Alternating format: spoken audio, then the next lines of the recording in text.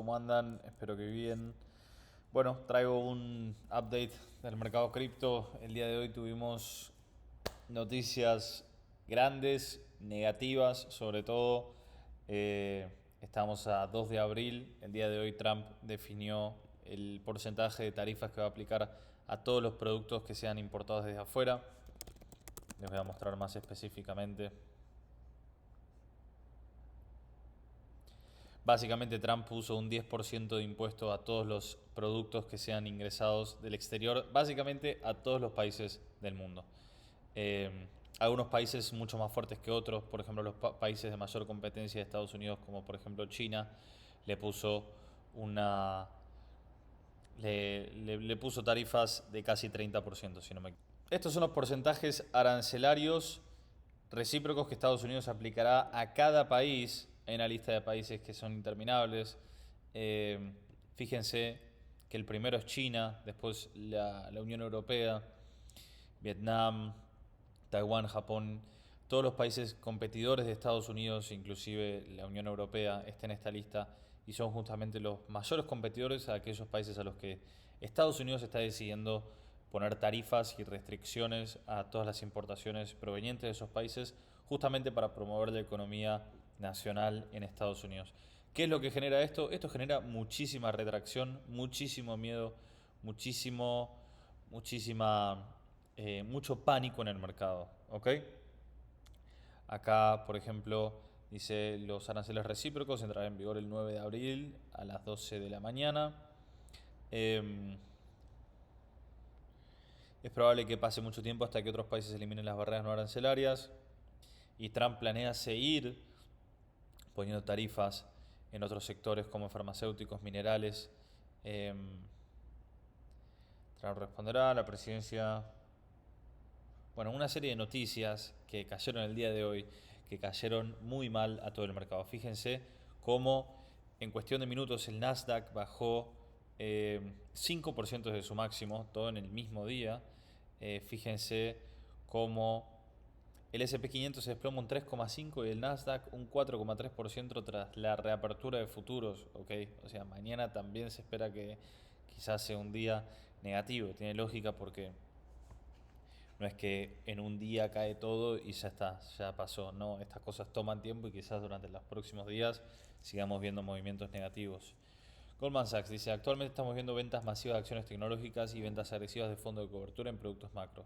Los futuros de S&P 500 se han reabierto y han bajado aproximadamente un 3%. Esto a las 10 de la noche Eastern Time. ¿Okay? Esto no tiene mucha relevancia, no lo voy a compartir ahora. Bueno, en realidad sí tiene relevancia, pero no lo voy a compartir. Acá se habla de un escenario de recesión, que es algo que se viene hablando muchísimo en las últimas semanas.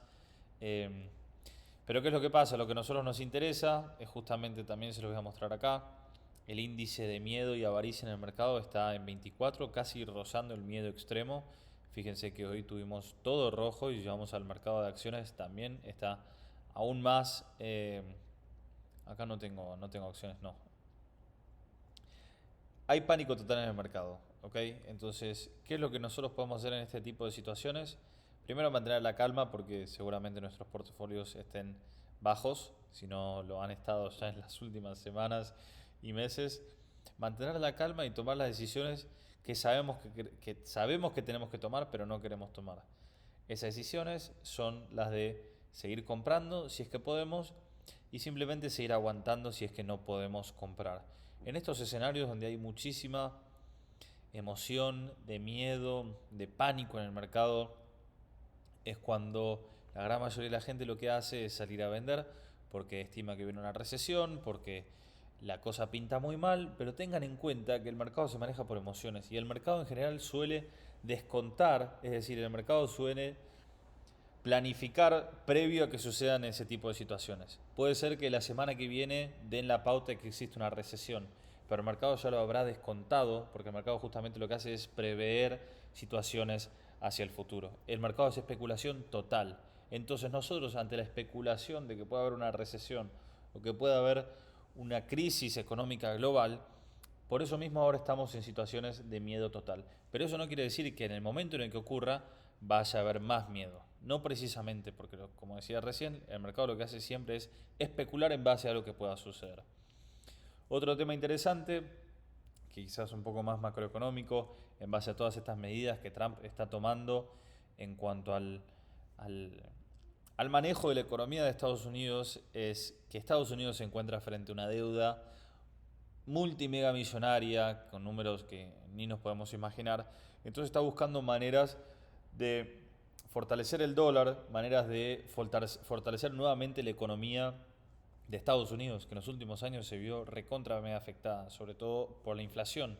Se vio debilitada, se vio superada por otras industrias, como puede ser la de China y la de Japón y la de Medio Oriente, y justamente está en una situación bastante delicada. Estas medidas que está tomando Trump son medidas extremas, justamente para salir adelante, para salir a flote de una situación crítica en la cual Estados Unidos se encuentra ahora mismo.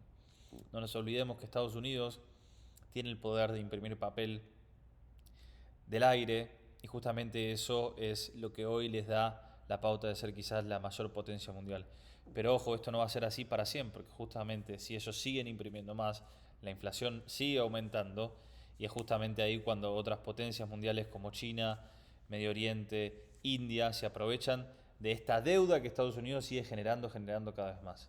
Entonces, me parece importante mencionar esto en cuanto a las medidas de Trump. Son medidas que a corto plazo son muy agresivas, son muy dolorosas, pero quizás sean necesarias para la prosperidad de Estados Unidos en el mediano o largo plazo, ¿no?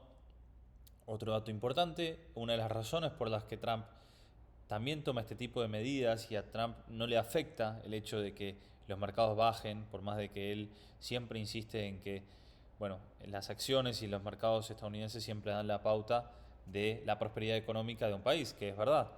Pero a su vez, una de las razones por las que Trump decide tirar hacia abajo los mercados es justamente para que la Fed reduzca las tasas de intereses, para que la gente pueda pedir préstamos con tasas de intereses más bajos y justamente pueda volver a invertir en los mercados. No sirve nada que ocurra, la gente no va a invertir en el mercado si hay tasas de intereses altas. Y las tasas de intereses altas justamente lo que hacen es retraer la economía, obstaculizarla mucho más, hacer que los movimientos sean mucho más lentos y obstaculizados versus una tasa de interés baja que promueve prácticamente los préstamos, las inversiones en bolsa y todo ese tipo de cosas que hacen que la economía prospere.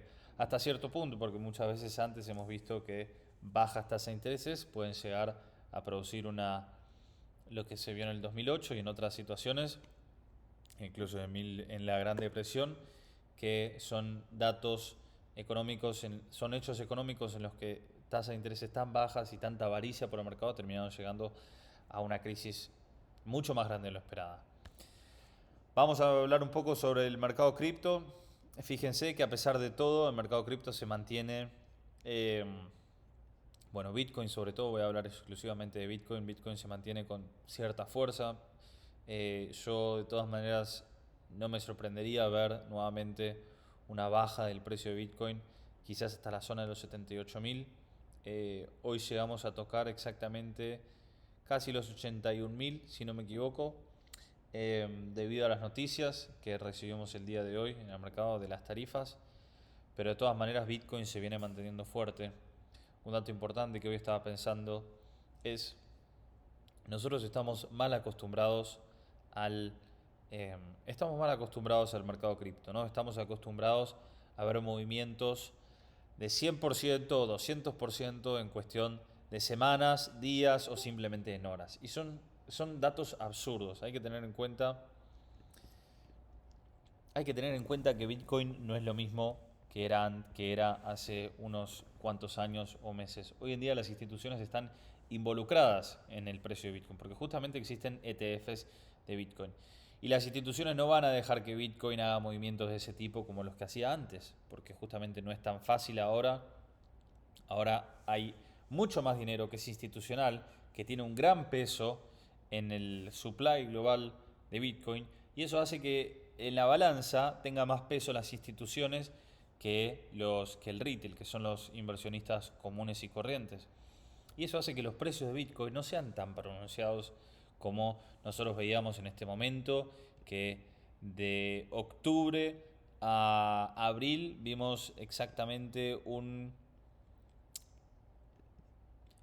500%. ¿Ok? A ese tipo de cosas me refiero. Entonces, estamos mal acostumbrados. Hay que tener en cuenta que hoy la situación es otra, porque Bitcoin se encuentra, se lo toma mucho más serio, ¿no? Entonces, Bitcoin ya no es el niño, el bebé caprichoso que era en su momento, que nadie lo sabía manejar y que, así como nos daba alegrías, también nos daba eh, muchos garrones. Ya no es lo mismo. ¿Okay? Bitcoin hoy funciona como reserva de valor de países, de empresas. Existen ETFs que están hechos sobre todo en Bitcoin. Hay hasta ETFs de Ethereum. Entonces, el mundo cripto ya no es lo que era antes. A eso me refiero con que estamos mal acostumbrados. Estamos mal acostumbrados a ver retornos y ganancias en el mercado de criptos que decíamos, esto es fantástico, esto me va a cambiar la vida. Ya no es así. Y si lo fuese así, lo fue en casos particulares como fue la temporada de meme coins que tuvimos hace muy poco tiempo, que no duró. Decía que lo que tuvimos hace poco tiempo con las meme coins, que fue un momento de muchísima avaricia, así como ocurrió tan rápido la avaricia total, una ola de avaricia excesiva en el mercado, se fue de manera instantánea y hoy toda la gente que invirtió en ese tipo de proyectos está en pérdida. Entonces es importante tener en cuenta esto, que sí, el halving ocurrió hace ya casi un año. La gente dice, bueno, ¿qué pasa? Ya pasó un año el halving, aún no sucedió nada. Bueno, no es que no sucedió nada. Estamos en positivo desde el momento en el que ocurrió el halving. El halving ocurrió en $64.000 y ahora estamos en 84.000. Está bien, hace unos cuantos meses estábamos en 110.000, pero uno tiene que saber acostumbrarse y tiene que ser fríamente calculador en este tipo de cosas.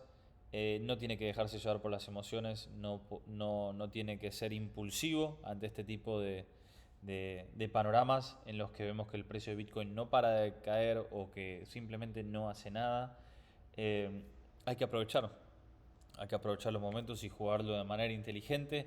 Si uno tiene la convicción de que el Bitcoin y las criptomonedas tienen utilidad y van a tener utilidad en el futuro, yo la tengo plenamente, eh, sabe cómo aprovecharse de estos momentos. Así que, bueno, esa es un poco la conclusión que les quiero dejar en el video. No lo quiero hacer muy largo, simplemente quería compartir mi opinión acerca de este tipo de fechas en las cuales nos encontramos con noticias macroeconómicas negativas que afectan a todo el mercado. Cripto, como decía antes, ya no es más una burbuja lejana a todo lo que suceda globalmente. No, hoy las instituciones están involucradas en Bitcoin y en las criptomonedas. Eh, Así que lamentablemente este tipo de decisiones como las que sucedieron hoy en base a las tarifas de Trump afectan muchísimo al precio de Bitcoin, como pudimos ver hoy, y sobre todo a las acciones americanas y a la economía global. Tengan en cuenta que esto es como una especie de dominó, que si se cae una ficha en China va a terminar golpeando en Estados Unidos y va a terminar golpeando en Europa y en Rusia y en Medio Oriente y en Sudamérica. Así funciona el mundo. Así que bueno, calma, tranquilidad, son momentos de oportunidad, al menos yo lo veo de esa manera y bueno, espero que les haya gustado el video y que les sirva. Un abrazo grande a todos.